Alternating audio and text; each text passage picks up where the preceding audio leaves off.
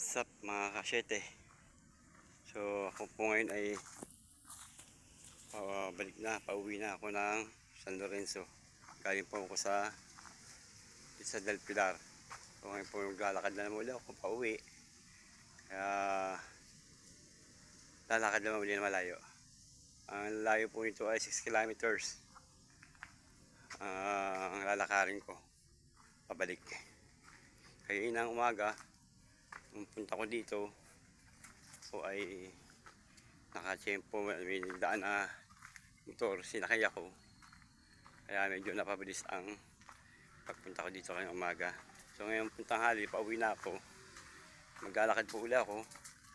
Ito, nag-shortcut ako sa Sukalan para medyo malapit-lapit, malapit na pa ako sa kalsada. Sa kalsada tingnan po natin kung may makapagpasakay uli sa atin para hindi masyadong mapagod kasi napakainit po. Ang init po ngayon dito.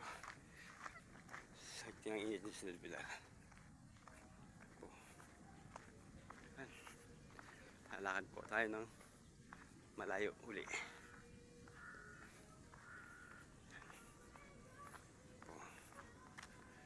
Lalakarin ko. Lalakad po tayo ngayon. 6 kilometers ulit itong lalakarin ko. Balik ng San Lorenzo. Ngayon pong araw, August 10 ay piyesta po ngayon doon sa amin, San Lorenzo. Pero mas gusto ko pa pong magpunta doon sa Del Pilar para papuntahan yung mga kapatid sa Del Pilar para meron po silang mamuna sa kanila, ma-engage sila. Wala pong kaso kahit po mainit o malayo lalakarin para po sa paglilingkod sa Panginoon, paglilingkod sa Diyos, ay lahat po ay gagawin natin para sa Panginoon. So let's go, lakad po tayo.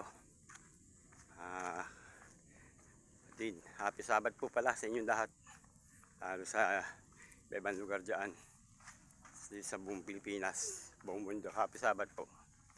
Ayan po, naglalakad po ako. Mainit. Hindi tingnan natin kung tatagal tayo sa init. Ramdam po talaga ang init ngayon. Napakainit. Sagting ang init po. Kaya po tayo. Lahan muna tayo dito sa lugar ng Del Pilar.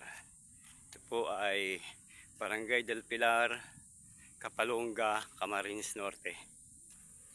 Napakalaking lakaran po. 6 kilometers. Hindi lang yata 6 kilometers.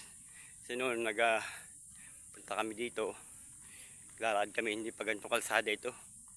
Medyo marami pang puno, malilom, tsaka puro putik pa ito. Nalakad namin. Pero hindi nararamdaman ang pagod kasi maraming puno na nasinungan. Ngayon gumanda na, nagkaroon ng kalsada. Ngayon naman mainit naman. Kapag tayo po ay nainitan, ay